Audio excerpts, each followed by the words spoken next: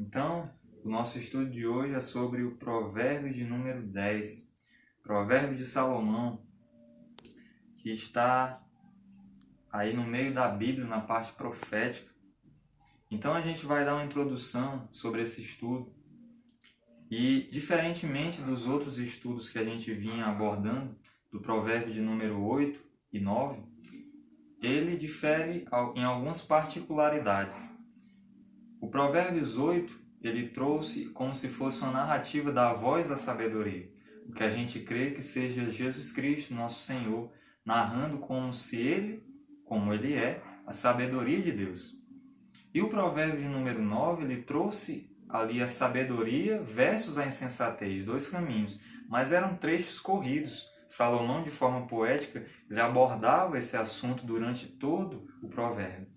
Esse provérbio de número 10, ele tem essa particularidade de que ele fala sobre muitos assuntos. E para não ficar muito longo, a gente vai usar um método bem interessante. Esse provérbio ele vai se basear na estrutura gramatical, para quem gosta de estudo na língua portuguesa, de paradoxo. Ou seja, vai usar conjunções adversativas, como mas e porém. Veja comigo o versículo 2 para exemplificar, que diz assim: os tesouros de origem desonesta não servem para nada, mas a retidão livra da morte. Então, aqui o sábio Salomão ele vai apresentar sempre dois caminhos. O caminho do justo, aquele que é dotado de sabedoria, aquele que vive sob as bênçãos de Deus para a sua vida. Em oposição, nós temos o ímpio, aquele que vive na contramão da lei de Deus e também, infelizmente, lá no seu futuro, ele colhe frutos amargos em seus desfechos. Então, a gente vai iniciar, e o nosso estudo ele tem 3 partes. Vamos iniciar a primeira parte agora. Eu achei esse estudo parecido com um registro biográfico. A biografia é uma narrativa escrita da história da vida da pessoa, dos fatos particulares, das fases da vida de uma pessoa, de um personagem. Aqui é como se o sábio Salomão ele dissesse assim: existe um registro biográfico para o justo e para o ímpio. Então a gente vai para a primeira parte do estudo. Nossa primeira parte ela vai trazer reflexões. A primeira reflexão é do versículo 1, que fala sobre relações familiares. Acompanhe aí comigo na sua Bíblia, que diz assim: o filho sábio dá alegria ao pai, e o filho tolo dá tristeza à mãe. Então, essa parte fala de afeto, fala da relação entre o pai e o filho. Uma relação positiva quando é de alegria, negativa quando é de tristeza. É uma questão de afeto. Tem que ter a relação entre pai e filho. Fala sobre finanças e sustento pessoal. Olha aí o versículo 2, 3, o 15, o 16 e o 22. Olha o 2. Os tesouros de origem desonesta não servem para nada, mas a retidão livra da morte. O Senhor não deixa o justo passar fome, mas frustra a ambição dos ímpios. Olha o 15. A riqueza dos ricos é a sua cidade fortificada, mas a pobreza é a ruína dos pobres. O salário do justo lhe traz vida, mas a renda do ímpio lhe traz castigo. O 22. A bênção do Senhor traz riquezas e não inclui dor alguma. O que me chama a atenção é o versículo 3, que diz que o Senhor não deixa o justo passar fome. A Bíblia de Estudo Pentecostal, ela traz assim: o Senhor não deixa a alma do justo passar fome, o que nos traz a ideia de que Deus ele nos sustenta e ele nos atende em espírito, alma e corpo. Ele atende a todas as nossas necessidades, em todas as instâncias do nosso ser. E a contradição aqui é que Deus ele não deixa o ímpio passar fome.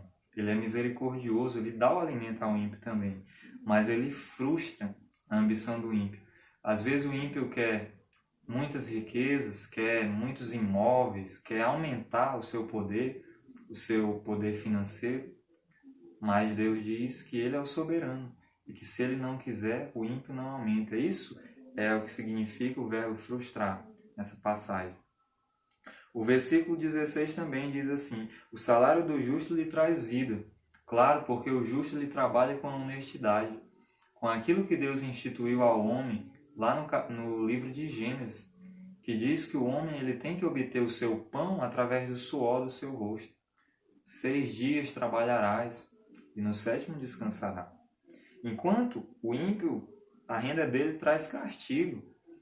A renda do ímpio muitas vezes é desonesta. Uma hora ele vai desrespeitar a lei de Deus, com certeza, superiormente, e na sociedade ele vai desrespeitar alguma lei sobre roubo, sobre furto, não sei, mas ele vive uma vida de impiedade. Outra reflexão sobre o trabalho, versículo 4, 5 e 26, acompanha aí comigo. As mãos preguiçosas empobrecem o homem, porém as mãos diligentes lhe trazem riqueza. Aquele que faz a colheita no verão é filho sensato, mas aquele que dorme durante a ceifa é filho que causa vergonha. Olha o 26. Como o vinagre para os dentes e a fumaça para os olhos, assim é o preguiçoso para aqueles que o enviam. Veja bem que aqui o justo é tratado como diligente, como aquele que é ativo, que ele faz a obra que cabe a ele. Enquanto o ímpio é tratado como preguiçoso, aquele que dorme durante a colheita. E o ímpio, ele é vinagre. Vinagre é um ácido que, se ingerido em grandes quantidades, ele destrói o tecido dentário. Enquanto a fumaça tem dióxido de carbono, ela irrita a mucosa ocular. Isso quer dizer que leva a sofrimento. Aquela pessoa que recebe o preguiçoso, ela vai ter prejuízos. É isso que o sábio Salomão quer dizer. Passamos então para a última parte do nosso primeiro bloco, que é a reflexão sobre o legado. Veja bem, no versículo 7 diz assim: a memória deixada pelo justo será uma bênção, mas o nome dos ímpios apodrecerá. Veja bem que o justo ele vai deixar um legado em que todos vão lembrar e todos vão admirar, porque foi uma vida justa perante a lei de Deus. Ele vai ser abençoado, porém o ímpio ele vai apodrecer. Quando a gente fala em apodrecimento, eu posso lhe dar um exemplo de deterioração de um alimento.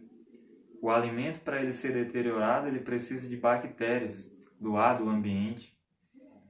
Porém, as bactérias só conseguem deteriorá-lo se tiver os nutrientes internos ao alimento. Ou seja, se eu pego um alimento de origem animal, por exemplo, com carne, aquela carne ela só vai se estragar se as bactérias estragarem e deteriorarem a proteína que tem os nutrientes, as proteínas que tem naquela carne. E com esse processo eles formam metabólitos que são responsáveis pelo mau cheiro, pela mudança de consistência do alimento. E assim o alimento é deteriorado. Do mesmo jeito é o ímpio. Aquilo que lhe é interno, que lhe é próprio, é o que faz ele apodrecer. O nome dele, aquilo que ele acumulou, a vida de pecado durante o seu curso inteiro, a sua trajetória de iniquidade, que faz ele ser apodrecido. O seu legado fica apodrecido e é levado à destruição. Então passamos para a segunda parte do estudo, da língua, do vocabulário e do discurso. Essa nossa parte do estudo vai do versículo 8 ao 21, e a gente não vai ler para não se estender, mas eu vou ler alguns trechos que dizem respeito aos pontos que a gente separou. Então diz assim: as palavras do sábio são filtradas pelos mandamentos de Deus. Veja aí comigo o versículo 8, o 13 e o 14. Olha o 8. Os sábios de coração aceitam os mandamentos. Olha o 13. A sabedoria está nos lábios do que tem discernimento. O 14. Os sábios acumulam o conhecimento. Até isso nos remete à poesia de Salomão. Alguns trechos até rimam. E isso sim mostra que o livro de Provérbios é sim um livro poético, mas traz uma reflexão interessantíssima. As palavras do justo sempre são filtradas pelos mandamentos de Deus. Ele fala aquilo que Deus institui em sua palavra. Há sabedoria no discurso do justo, enquanto do ímpio é o inverso. Olha como é o discurso do insensato, leva à destruição. Veja comigo o versículo 6, o 8, o 10, o 14 e o 18. Olha o 6, parte B. Diz: a boca do ímpio abriga a violência. O versículo 11 diz a mesma coisa, parte B, mas a boca dos ímpios abriga a violência. Salomão aqui ele está dando ênfase ao discurso por duas vezes de que a boca do ímpio é violenta. O discurso dele é um discurso violento. O discurso do ímpio também desonra o mandamento de Deus. Veja no versículo 18. Quem esconde o ódio tem lábios mentirosos, e quem espalha calúnia é tolo. O ímpio ele vai contra o que Deus instituiu: não dirás falso testemunho contra o teu próximo. A calúnia desonra este mandamento. Esse é o tipo de fala, de discurso do ímpio. E para a gente fechar essa parte, eu queria destacar, e esse versículo eu tirei para a gente se aprofundar mais, que é o 19, que diz assim: quando são muitas as palavras, o pecado está presente, mas quem controla a língua é sensato. Olha aí, esta parte diz sobre, Salomão aqui, ele alerta sobre aquele falar desbocado, libertino. Aquela pessoa que ela não poupa palavras torpes ou palavras vãs, ela fala palavrões, imoralidade, ela fala aquilo que não lhe é devido. E assim, ela desonra os mandamentos de Deus. E assim, como diz aqui os provérbios, ela peca. O pecado está presente. Isso me remete a dois trechos do Novo Testamento. O primeiro é o ensinamento do Senhor Jesus, lá no livro de Mateus 5,37. Acompanhe aí comigo, que diz assim: seja o seu sim, sim, seja o seu não, não. O que passar disso vem do maligno. A gente não deve falar demais até cair em nossa própria condenação. É isso que o inimigo quer, fazer com que a gente peque através do nosso falar. Deus ele quer, e o Senhor Jesus ele ensina, que a gente seja sensato, que fale de forma prudente, de forma controlada, sem explanar e sem abordar coisas impróprias. Também lembra um trecho da carta do apóstolo Tiago, lá no capítulo 3, versículo 6, que diz: assim também a língua é um fogo, um mundo de iniquidade. Colocada entre os membros do nosso corpo, contamina a pessoa por inteiro, incendeia todo o curso de sua vida, sendo ela mesma incendiada pelo inferno. É uma passagem forte, mas aqui o apóstolo alerta que quando você tem um falar que tem pecado, quando você tem um falar desse, desbocado, libertino, a sua língua é um fogo e ela está lhe conduzindo para a condenação. Ela contamina todo o seu corpo. A gente pode refletir isso sobre os ímpios. Geralmente as pessoas que falam muito palavrões, que têm um falar sujo, elas praticam o que elas falam. Então, isso mostra que a língua ela contamina realmente todo o corpo.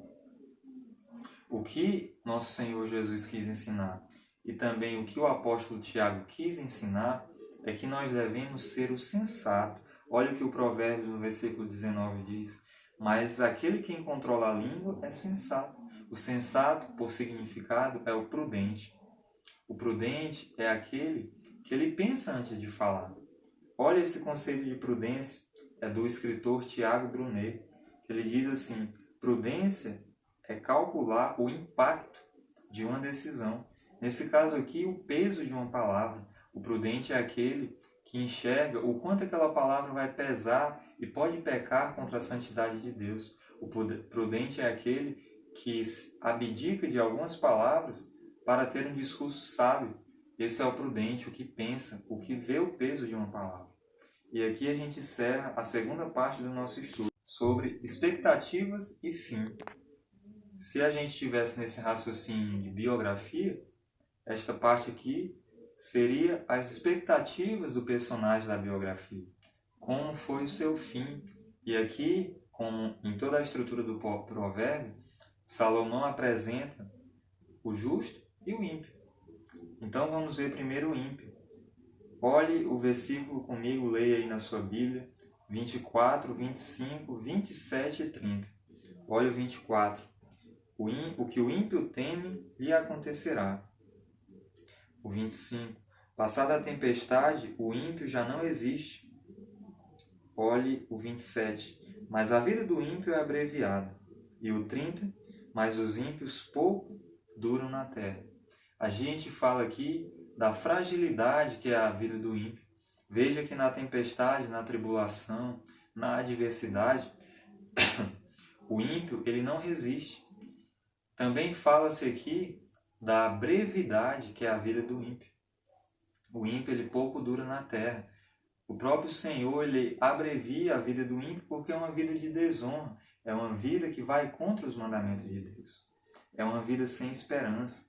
Olha o versículo 28, diz assim: as esperanças dos ímpios dão em nada. É um modo de viver em desgraça. Apesar de ser uma palavra forte, no sentido literal quer dizer sem graça. Longe da graça de Deus, o favor de Deus. Quando a gente fala isso, nos remete aqui ao Salmo 34. Então o Salmo 34, 21 diz: a desgraça matará os ímpios. Então veja que a vida do ímpio ela tem essas características. É longe do favor de Deus. E por último aqui, qual o fim do ímpio, você me pergunta? É juízo e morte. Acompanhe comigo aí na sua Bíblia a carta dos Hebreus. Nós vamos ler capítulo 10, do versículo 26 ao 27, que diz: se continuarmos a pecar deliberadamente, depois que recebemos o conhecimento da verdade, já não resta sacrifício pelos pecados, mas tão somente uma terrível expectativa de juízo e de fogo intenso, que consumirá os inimigos de Deus. Essa é a expectativa do ímpio. Infelizmente, ele está pecando contra Deus. E ele está indo contra a lei de Deus. Então, o que resta para ele é condenação.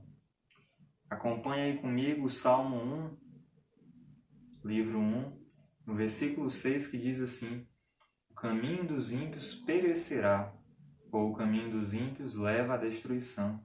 Infelizmente, expressa a parte da morte. Aí você me pergunta, mas quais são as expectativas e o fim do justo? É a melhor parte, é a parte mais positiva. Olha o que diz aí no versículo do nosso provérbio 27. O temor do Senhor prolonga a vida. Em Deuteronômio 5,16, o Senhor ordena: honra teu pai e tua mãe para que te prolongues os teus dias na terra. O ímpio ele não cumpre esse mandamento. Por isso que ele cai no juízo e na morte. Porém, o justo ele tem os seus dias prolongados, porque ele cumpre os mandamentos. A vida do justo é prolongada. Outra característica, a vida do justo está sob a graça de Deus.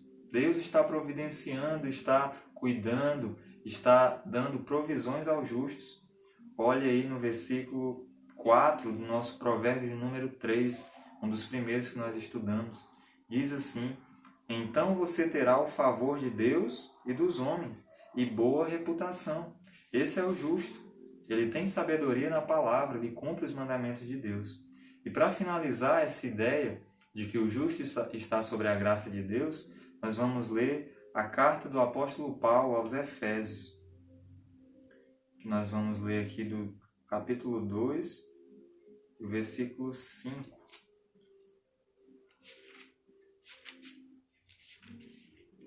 Diz assim: deu-nos vida com Cristo, quando ainda estávamos mortos em transgressões. Pela graça vocês são salvos. Então, assim a gente finaliza a ideia de que a vida do justo está sobre a graça de Deus. O justo ele vive com a providência de Deus. Ele tem promessas para esta vida, para viver uma vida bem abençoada, bem-aventurada. E ele tem promessas para a vida eterna através do nosso Senhor Jesus Cristo. Essa é a vida do justo. A lição final que esse provérbio traz para a gente é de que existem dois caminhos bem definidos. E esses dois caminhos eles têm uma apresentação, eles têm uma trajetória e um destino final. E o caminho do ímpio, a gente viu qual todo o segmento.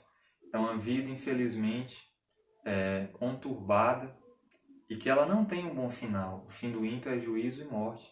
Então, que possamos escolher ser justos perante a Deus, porque é Ele quem nos justifica e é através do Senhor Jesus que nossos pecados são perdoados. E Deus tem para nós uma vida sob a graça dEle, uma vida abençoada, além da promessa de vida eterna através do Senhor Jesus Cristo.